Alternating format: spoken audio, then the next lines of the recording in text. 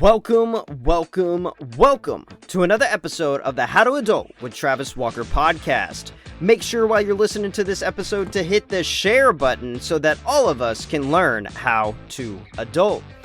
Today's guest is a very good friend of mine, fraternity brother of mine, and a succeeding real estate agent in the Houston area. His name is Kenton Ellis, and he is doing amazing work, but he had a bumpy ride along the way. And so he came on the show to encourage people that are in a bumpy season of life to keep going, persevere, and you will succeed. You will do amazing things. So let's get into the episode and learn how to adult. Kenton, welcome to the How to Adult podcast. How are you doing today? I'm doing great. Thanks for having me. Yes, sir. I'm excited because I think you've got a great story. And honestly, I don't even think I know any of the details, even though we're really good friends. Yeah, I've been on the journey since everyone left Texas State and everyone kind of goes their own way and you got to find your path. So yeah, it's truly odd. It's a little uncomfortable because people just branch out and go do amazing things, but it's cool to, root for everyone as they go off and do that. Well, awesome. So I usually start off my show pretty simply, just asking a few questions, and that is age, location, and work. So what is your age? Where are you located? And what are you doing for work right now? I'm 26. I'll be 27 this year on October 31st. So it's coming up pretty quick. Currently living in Houston. So that's going to be like the Northwest side. Houston's huge. So Northwest is important. Yes. I'm a real estate agent full time. What was the last question, Travis? Did I cover it all? That's it. Perfect. Age, location, and work. Yeah, we've done it. I absolutely am fascinated with real estate, so I think we're going to have a really good show. But I really want to focus on your journey to becoming a real estate agent, because I know that you've had, a lot of challenges, a lot of tribulations, and I think that we can learn from that. And so I'm excited to kind of know how you view your story, looking on the other side of it, right? So I'm excited. So here we go. So I just want to start with your college experience. This is where we met. I want you to kind of tell your story. Was it smooth sailing? Was college a smooth sailing experience for you, or was it a little difficult? Did you have some challenges that you had to face? Yeah. So, I'd say that the beginning of my college career was pretty smooth sailing. It was an easy transition from high school. And it was easy when I wasn't studying anything geared to a certain, direction. My basics, I enjoyed. It was cool. But as soon as it became time to focus on a career path, I found myself jumping from major to major to major to, doing different minors, trying to figure out what I wanted to do. Yeah. And nothing just seemed to stick and keep my interest. And the way that I'm built, and I know this about myself, is that if I'm passionate, I'll do 100%. I can, do excellent. But if it doesn't have my heart, doesn't have my passion, it doesn't have my energy, and it won't have my time. So, right. Wow. That's really strong. I can see how that could be such a strength of just like, if you're in it, you're in it. And if you're not, you're not. And college is a weird time because, at 18, we're asked to pick the rest of our lives, which is a little intimidating. And there's a debate of if that should be a thing or not. But, did you feel that way, and is that why you changed your major so many times? How many times did you change your major? I probably changed 3 or 4 times. I went in to study business. From business, I went to politics. From politics, I went to criminal justice. So I couldn't pick what I wanted to do. I knew that I liked helping people and I wanted to, leave a positive mark. I just couldn't figure out what kind of positive mark I wanted to leave. And that was the hardest part for me. And kind of what you said, like with the, choosing what you want to do after being, 18 and in high school. One of my favorite quotes that I've read online, and I can't remember who came up with it, but he said, it's crazy. You go from raising your hand and asking permission to use the restroom to being asked to decide what you want to do for the rest of your life. And that's like a normal transition. And I never really thought about it like that, but it's the truth, Yeah, that is insane. I love that quote, and it's absolutely true. And it's We could go on and on about that. But changing your major 3 or 4 times, what kind of impact did that have on your college experience? And looking back on it now, I can tell that you're really reflective about it. As you look back, what kind of impact does that have in your story of changing your major and the impact of that has? Um, I mean, it made things difficult to the start. I found success in the, working at the part-time job I had, which was in leasing, which kind of started my road to real estate unknowingly. But with the academic side, it was really hard because in high school, I had straight A's. That's how I got into college, and I had never really failed at anything in my life. So it was Yeah. probably one of the first times I was experiencing failure. And it's kind of where I learned that you can do two things when you're failing. You can, sit and lay in it and not move, or you can get yourself back up and start moving in a different direction. And luckily, I chose to do the latter because I know a lot of people that'll sit and stew in it and they can't get past it. Oh yeah. Oh yeah, I think that that's the story of a lot of people going to college for the first time.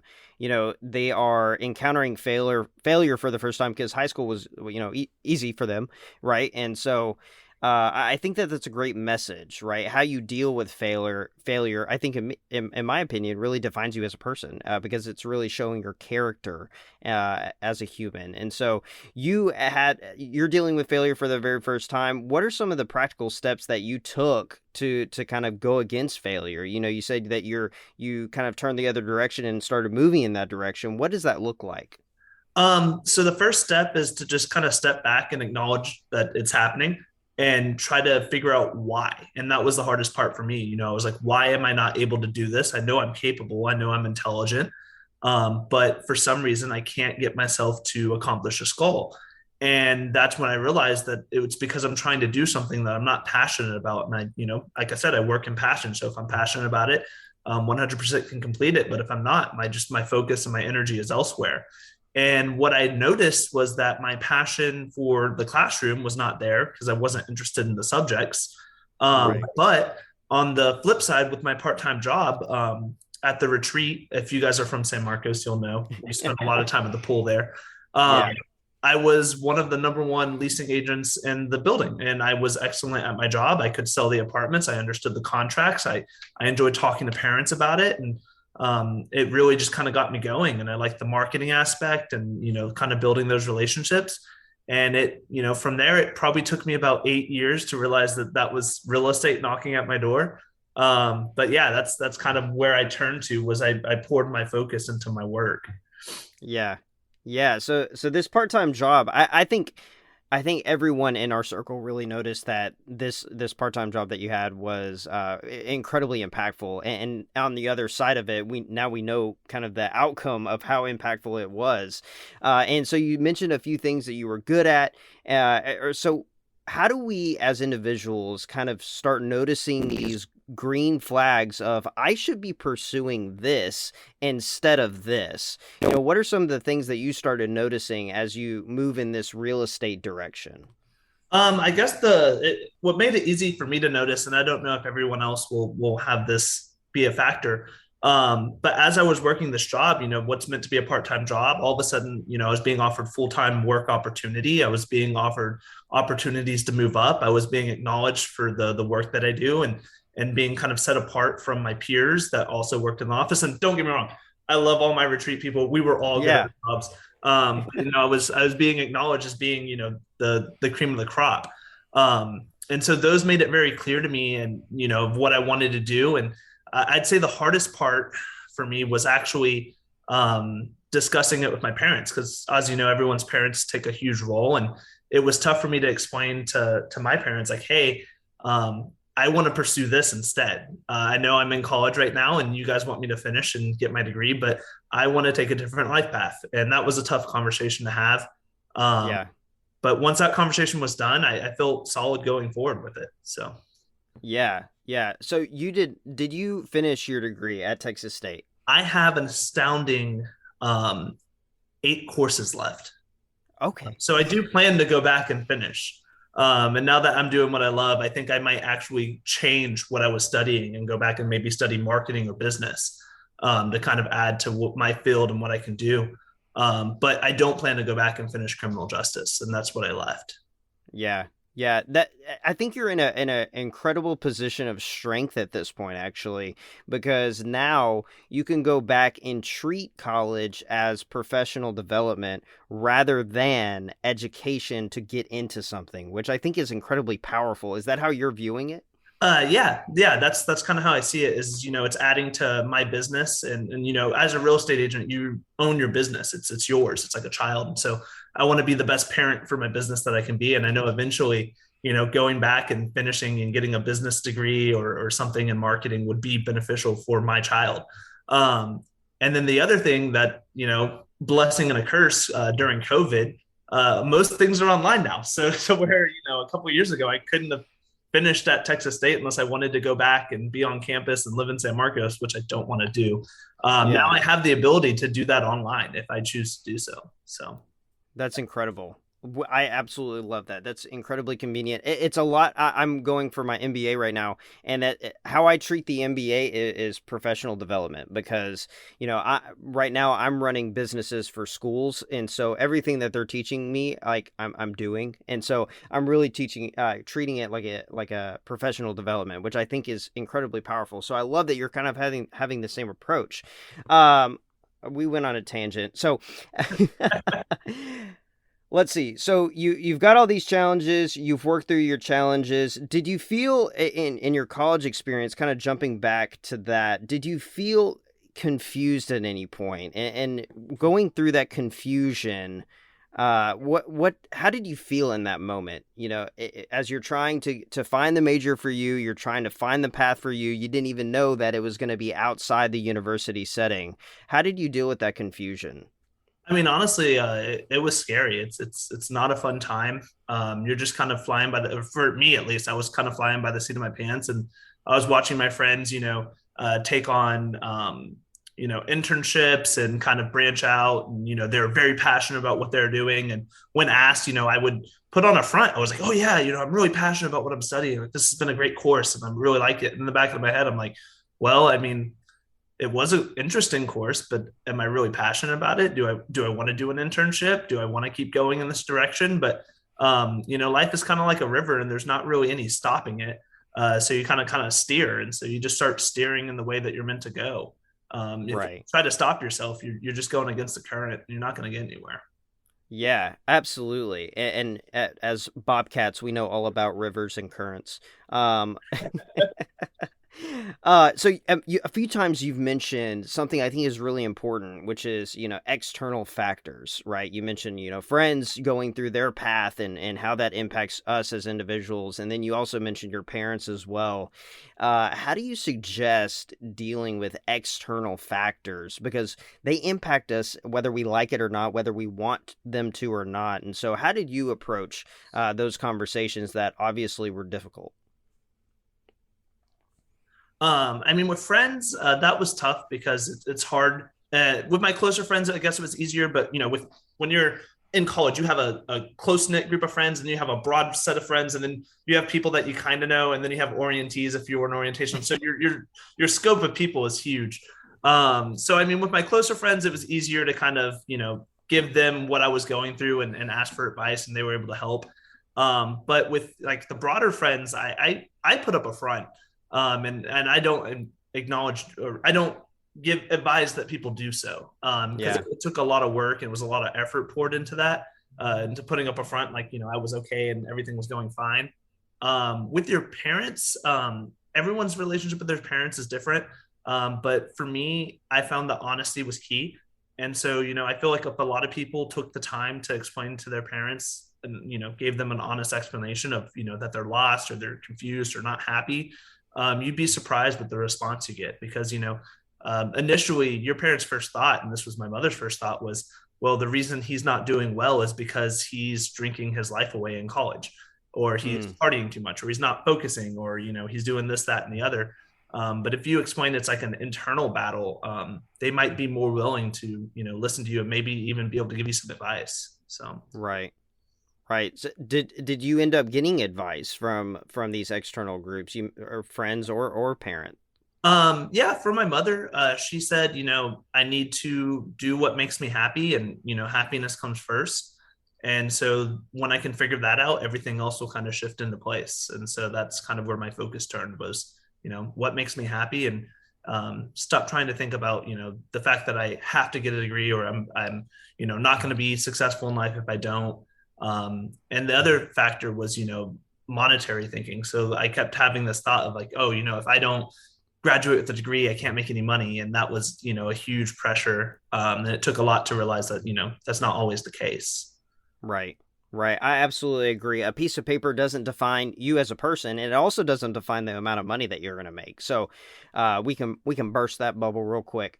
So that's really good. So thinking about your transition from college to getting your real estate license, how did that transition? Did you utilize a lot of the skills that you learned in college to get your real estate license? What was that like? So actually there was a broad journey from there. So, I stopped doing the college thing. I took a full-time job and I moved to San Antonio. I worked there and managed a complex just outside of UTSA. And I did that for probably about a year, maybe year and a half.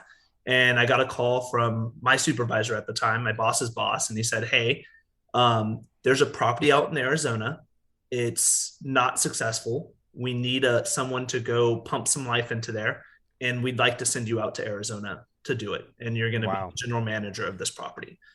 This is going Wow. to be like a huge step for you. And normally, it's like it's a 3-4 year process before we offer this, but we're going to send you out there right now." And so in the middle of COVID, I packed up my truck, bought a U-Haul trailer, and drove to Arizona to do that. And I did that all through the coronavirus. It was, I guess, 2020 to 2021. I didn't really know anybody out there. I had like maybe a handful of friends, and I just kind of, really put my nose to the grindstone to turn that property around. Wow. Wow. That's an incredible opportunity. And so how did you honor that? Some people would not do well in that scenario. So how did you honor that opportunity knowing that it could really amplify and propel you forward? How did you approach it and how'd you do? When I was there, just took it one step at a time. So I used everything that I had watched my bosses do to be successful, and I just started to apply it. I found the first thing when I got there was just, it's one thing for me to come in with a certain mindset. It's another thing for the staff that existed there. And so the first thing was and as mean as it sounds, I had to kind of weed out the staff members that were causing the problems and the property to be unsuccessful. So basically sitting everybody down, setting new expectations, and then for those who couldn't meet said expectations, unfortunately letting them know that it was time for their life path to change, just as mine had just changed. Right. It's one of those things that I'm sure maybe they'll get the opportunity to have a podcast, and I'll be the one that caused them to have their failure that turned them around, or not. Sure. I don't know. No, I think it's a sink or swim moment, right? Because you're in this scenario of, I'm sure there was pressure of, I really got to do this and do this well, and to do that, you got to make difficult decisions, right? And so that definitely makes sense to me. So you go to San Antonio, you're working there, and then you get asked to manage a property in Arizona. What's your transition like getting back? So coming back from Arizona to, I guess, the Houston area. So I guess that's another interesting transition. I was probably in Arizona for a little over a year. And, when I first got there, I had burning passion to turn this property around, and that geared all my focus. And I was, I worked, I mountain biked for a hobby, and that was pretty much all I did. Those are my two things. And then eventually, the work grind started to kind of take over, and I had less time to do the things I wanted to because the property was it needed a lot of work, a lot of Yeah. things. And I found myself entering in, I guess, what would be the second time that I was just kind of, there's no way to describe it, but a depression. I would come home from my work day, and rather than going to the gym, which I'm passionate about, or hanging out with my dogs, trying to, make time for friends, I would sit on my couch, I would lay down in a blanket, and I would turn on NCIS, and I would just watch TV. And that was my everyday for about Wow. 2-3 months. I didn't want to do anything. I gained some weight, um, you know, like most people did during COVID, but mine was Right. laziness. The gyms were open. I had no excuse. Sure. And I was laying there and kind of stuck in my self pity. And I saw this little thing on my Facebook that said real estate courses, and I was like, you know what, let's do it. And so I bought the course and I started doing it. I knocked it out in 4 weeks, started calling brokerages in Houston and said, if you hire me, I'll move. And I Wow. found one that did. Somebody bit the bait. That's Yeah, awesome. it was Uh, at first because they're like, well, you're in Arizona. What can you do from there? You have to be here. And I was like, I'll move. I can move. I will come back. Yeah, absolutely. And so I'm curious if you've been back for a little while, and so have you had a conversation with your broker of why they bit the bait on that? You know, that seems like a very interesting opportunity, a very interesting situation. Why did they bite the bait? He just said I seemed, very confident, very motivated. And for the broker, I was a good fit for the team, and it's not a huge risk on his side. So, as a real estate agent, you work on commission, so it's not as if he's paying me a salary. He's losing any money on me. The only thing he had to lose was time and training me. So because I checked all the other boxes besides being in Houston, he decided that if I could make that happen, I would. And sure Yeah. enough, I did. And I had an interesting first day in the office. I showed up in you know, essentially a button down shirt, my slacks, my dress shoes. And I had missed, or they had forgotten to send me the email that said that, the first meeting would be at his pool in his backyard because they were, celebrating a good year so far. And so I showed up in corporate attire and, they're on their swimsuits. And so I had to go home and change. And that was kind of my first introduction to not working 9 to 5 was, we had a work meeting at the pool and it was fun and everybody seemed so relaxed. And I was so, I guess confused by the structure because there Yeah. wasn't any, it was very casual. And so that was Yeah. a big That's very different. wow. Yeah, that's very different than what you normally would And expect. that's not Absolutely. every day. We do meet in the office and we dress professionally, but just so happened that that one was like a, hey, we're having a great year. Let's celebrate. And that was my Yeah. meeting I went to. So, They're just throwing a party to welcome you, obviously. oh yeah, they just lost the That's invite. yeah. So do you mention earlier that you finished all your coursework and got your real estate license in 4 weeks? Is that what you Yeah, said earlier? I took an Wow. online course and I took all that time that I was sitting on the couch and I just applied it to doing the course. So the Wow. course was at my own speed. I think the fastest they recommended someone finishing it was, I think it's like 2.5 weeks was the max that you could finish quickly. And so I decided that that might be a little too aggressive. So I took it in 2 weeks. Yeah, with working full time at the same time. Yeah, that might have been a little bit. Oh, okay. Well, that's way quicker than I thought that these courses were. So that's pretty incredible. So thinking about, you were in the leasing office for a while, you were managing properties for a while. What type of skills transitioned from those opportunities to now running your own business as a real estate agent? What transferred really well? I'd say first off, it was a lot of like the leasing training, pardon me, that I got. So, the ability to cold call, the ability to make connections with people, to, build that rapport instantly on the phone, knowing the questions to ask, not being afraid to ask the questions. I don't know if you've ever done any time cold calling people, but it can be very awkward. It can be very intimidating. Some people are not friendly. So you do get some angry people that, don't want to be called. Right. Then there's key questions that you want to make sure you're asking and not being afraid to ask or too timid or too shy. So all of those were great. Knowing how to make and run a budget was, extremely important because, like I said, we're paid on commission. So if I don't budget out right, there's nothing to help me. If I don't Right. have any money, I don't have any money. And then I would say knowing how to manage my time is huge because in real estate, you will work 7 days a week sometimes, and you really need to know how to manage your day. So if I want to continue to be able to build future business, make calls, reach out to leads, I have to plan that in my day because some of my day will be taken up with showing the leads that I currently have. But if you stop either one, you're not going to be successful. So if you're not building and planning for the future, in 2 months' time when you were so busy, then all of a sudden you'll be dead because you haven't done anything to build that future. Right, right. A big requirement, I guess would say, for real estate is clients. How do you funnel or receive or get the clients that you need to make your commission? How do you funnel that? How do you find those clients? So when I started, I went to a brokerage that helps with marketing. So they give you people who sign up on their website. You can call them, you can reach out to them, and that's starting off. That was a huge help to me. Now a lot of my stuff is referral based, and so it's making sure you do an excellent job so that when you go out to drinks and you're having a casual conversation with your friend, and they're like, "Oh yeah, I'm moving to Houston. I got to find a house." Or you're like, "Wait, I have a realtor. Like you need to use this guy." And so Yeah, that's kind of how a lot of my business comes to pass now, which is, just people saying, "Oh yeah, I know a guy that can help you." And, he helped me get my house. And that's honestly the part of the business I enjoyed the most is when you get to help friends or family. Like I got to help the Montefuscos buy their first house when they moved here. yeah, And that was a huge moment for me. yeah, To help somebody I knew and, family, friends. And then, eventually it just becomes, other people's acquaintances. But that's kind of how I funnel my business. I mean, there's millions of different ways to do it. You can sign up for lead generation on the side.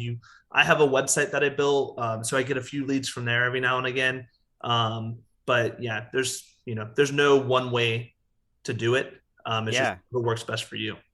Yeah, that's incredible. I think that's super fascinating. How long did it take you to, build your business to a point where it you were self-sustaining yourself, not living off of savings, not living off of any money you had, but living off of the money that you're actually making? Or are you still in that process? No, I'm self-sustaining now. It was tough.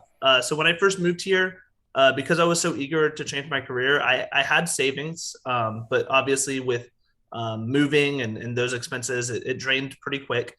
It probably took me 30 days to get my first lease, but that's not enough money to sustain myself. And as coming from a career where I had a salary, I have a car payment, I have insurance, I have bills to pay. Yeah, And so I actually picked up a second job. I'm not, afraid to say that I had to have a nighttime job to be able to sustain real estate, and it was not a pleasant job. I picked up trash from apartments with my truck. I would drive around and I would be the valet trash service, and I'd put it in the truck and I'd take it to trash cans. yeah. So from 8 a.m. to about 6 p.m., I was doing real estate. I would take an hour for dinner. And then from 8 p.m. until about 2 a.m. at night, I would be picking up trash through a valet trash service to kind of be able to sustain my real estate business. And I did that for 3, 4 months before I Wow. could be, completely sustained on real estate. Wow. Wow. So about 3 or 4 months with a side job that you didn't enjoy very much, but you saw the vision, you saw the finish line, and you just had to get there. And it took 3 to 4 months. And so what was your kind of financial situation like? So you mentioned a car payment, you mentioned dogs a few times. What was your financial? Did you have a lot of bills or kind of a few bills for a person by themselves? I mean, to cut it down a little bit, I had my dogs, they, taking care of them, my truck payment. Luckily, my mom lives here in Houston. I was able to convince her to let me live at the house again for a little while. And so I was doing that. So I wasn't worried about, rent. But I know that can be a big one for an individual. Right. With my age, I'm on my own insurance. So I have to pay for an insurance plan. I don't get, insurance via real estate. You pay for your own plan. There's no company one. So Right. that's a big cost. And then obviously the things that you don't really think of, which is like, your phone, like paying off your phone and paying for your phone service. And so everything adds up really quickly when you Yes. don't have consistent income coming in. And so you really have to plan, which is why I took that second job. I'd also, for anybody who's interested in starting, if you do decide to take a second job, make it something that you don't like or don't enjoy, because there is nothing that will motivate you faster to be successful than doing something you don't want. So every time I was picking up trash and putting it in the back of my truck, which I love my truck. It's like a 2018 Tundra. I hated putting people's trash in the bed of it, and I would have to Yeah. wash it every single night to make myself feel better. Yeah. Every time I was doing that, I just thought, how long do we want to do this? Like, how long do you not want to be successful? And if you want to be successful, let's go be successful so we can stop doing this. And Right. so I would wake up at 8 a.m. and that was my motivation. I love that. put yourself in a scenario where you're naturally going to be motivated and you will always have motivation. And I think that's incredible. So as you're, getting your real estate journey started, are there any like models or procedures that you're adopting? A lot of people adopt the law of averages for that type of thing, like how many calls they need to make to get to a lead. So I'm interested. What kind of models or procedures were you kind of putting yourself in? So when I first started, there wasn't a magical number of calls to make. I was just making calls. I had nothing else to do. I didn't have any clients. So I would just make calls, and I would make, maybe 200, 300 calls a week. Just making calls, trying to talk to people, trying to get clients. Now, as I get busier, I find that I have, less time for calls, but I do make it important and try to make sure that, I'm at least chatting with, 30, 40 people a week to try to keep that alive. The only reason I say it's slowed down is just because I do have clients now. So I can't sit around and call people all day. Yeah. But like I said, if you're not building your business for the future, it will fail. So I Right. would say keep yourself honest, like 30, 40 calls a week. Luckily, like I said, I moved to a brokerage that has a lot of technology behind it. That was a big thing for me. Um, and so we have, plans in place that'll send, automatic texting and things to like keep people engaged and send emails and that type of thing. And so that takes a lot of the stress off of me having to do it. Is, the system is doing it for me. And so if you are going to shift over to real estate and you have the ability to, use that kind of technology, learn the system, let the Right. system work for you, because it's going to save you a lot of time, and it'll allow you to apply your time elsewhere. And so in real estate, I know it's going to sound corny, but your time is money. So if Yes. you're spending 6 hours doing this, you could be applying it elsewhere and make more money. Apply it elsewhere. So Right. Right. And so thinking about, just the nature of being a real estate agent in general, there are hundreds of thousands of real estate agents. And, it seems like every family in the world has a real estate agent in it. So a key indicator that I've noticed about the industry is that you have to set yourself apart from every other real estate agent that there is. Otherwise, you'll be looked over. And so how do you do that? How do you set yourself apart from the other real estate agents that are out there? so for me, it's my work ethic. I always ask for a review from clients. That's going to go a long way, because the first thing you do when you talk to a stranger that you might be making one of the biggest life purchases of your life with is you Yeah. Google him. You Google that stranger. You want to know who they are. So that's a huge one. Um, and then just treating people the way that they would like to be treated. And you made a good point. There are a ton of real estate agents out there, but as I developed this saying, I don't know if anybody else has ever coined it. Not all real estate agents are created equal, and I mean that in the nicest way. But you will find agents who are fantastic at their jobs. There's agents who are better than me. They've been doing it longer, and I'll admit that I'm new. And then you'll find agents who aren't so good at their jobs. And your job is just to do it the best that you can, and to be honest with your clients. And I find that if you do that, you treat them right, and you come across as an honest, really wanting to help them, um, it'll build. And every now and Yeah. again, yeah, I lose a client. I call somebody and they're like, "Hey, my cousin's, brother's sister is a real estate agent. I'm going to use them." And I say, that's fantastic. I just like to keep in touch with you, during your housing journey. So I'm going to, maybe just send up a follow-up text in a month and see how everything's going with your cousin's boyfriend's brother. And, sometimes I follow up in a month and they're like, "Hey, I have a house." And I'm like, "Oh, that's awesome. Congratulations." And then other times I follow up in a month and they're like, "It's going awful. Can we meet for coffee?" And so at that point, I've won a client just by being diligent, following up in a month. And the biggest thing is I tell them I'm going to follow up in a month. You have to actually follow up in a month, or actually Right. follow up with them in the future. And so Right. that builds rapport right off the bat, is doing what you say. Right, right. It's people don't think about it, but it's very much so a relation-based business. You have to have a relationship to really be successful. Of what I've noticed, I'm not a successful real estate agent, but of what I hear, you have to be relationship-based. Have you noticed the same thing? Oh yeah. Each one of my clients, I like to think I have my own special kind of relationship with. I'm not going to say that we're all best friends, and you won't be, but you Right. can't invest yourself to, want to be best friends with every single one of them. But, um, occasionally some of them will go as far to invite me to their home warming parties or invite me, to the pool, and I'll check up with them. Like one of my clients that we bought a home, their big thing is they wanted a pool. They were, their kids had just moved out. They wanted space for themselves. They wanted a new house and they wanted one with a pool. That was their big requirements. And so we found a Yeah. pool, and I was, running around town one day and I noticed it was super sunny. So I texted him, I said, "Hey Jay, I bet you and your wife are at the pool right now." And he sent me a picture back of them at the pool hanging out.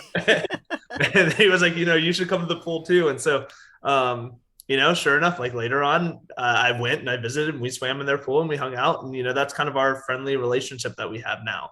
Yeah. Not all clients are going to end like that. That's like the, nice stories, but at least during the search and everything, you definitely want to build some sort of rapport and relationship. I like to try to keep it professional while we're, looking for the home up until the deal closes. And then if you want to build a personal relationship, definitely go for it. But I wouldn't start building that personal relationship during the deal because, you're doing business at the same time. Right. So Yeah, sometimes you have to deliver bad news in this scenario, so definitely be awkward. So that definitely makes sense. So you're making it as a real estate agent. So I'd love to hear from you. What do you like most about it? What are the key things that you're just like, yes, this is it. I knew that this was it. What are the best things about it? For me, I love being in charge of my own time, making my own schedule. It's also dangerous because you can do one of two things.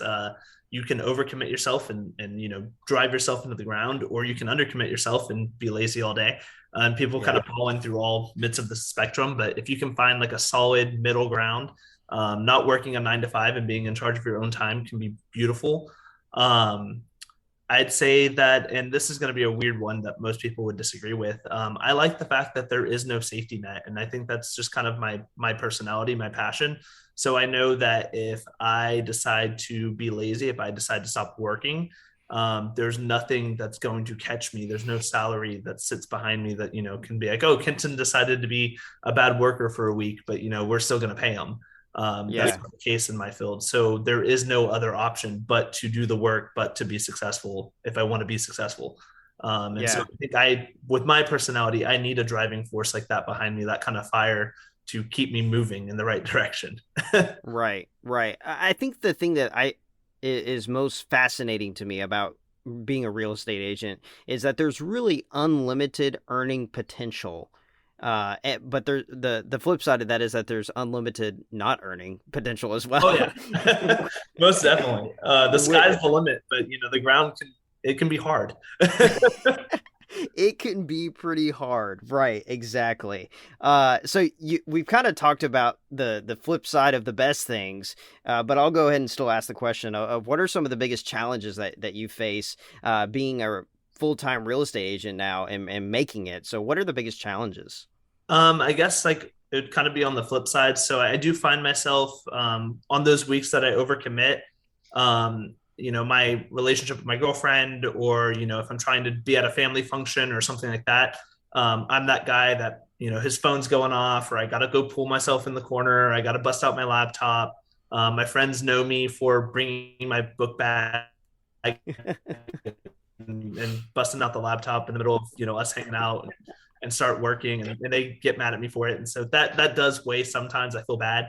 um and then on the other hand, my job is completely dependent upon our market, and so I do watch it, and everyone's talking about the housing market nonstop. I live and breathe it. Everyone likes to talk about it. It's interesting. And Right. so, watching the market kind of start to do this turn, it's slowing down and things are changing. Interest rates are rising. Um, there's always a fear in the back of my head is like, oh, wow, if this all comes crashing down, I could really put myself in a not great position. And so the biggest thing with that is just kind of making those lifestyle adjustments and being prepared for the worst.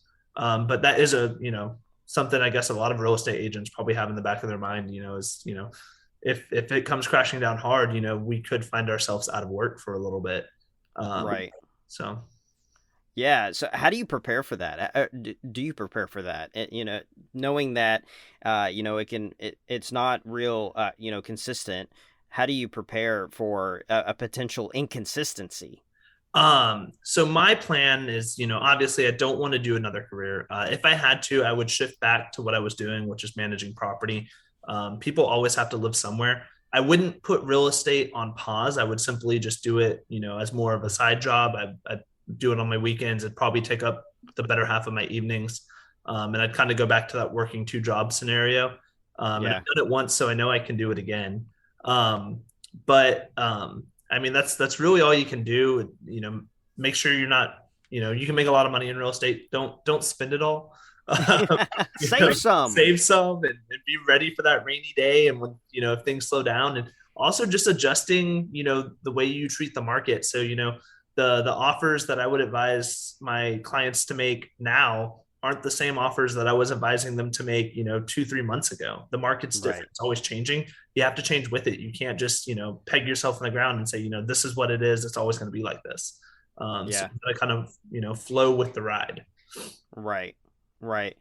That's incredible. I love that. Absolutely. So I'd like to just talk about your final piece of advice for someone that feels like they're going through more challenges than their peers.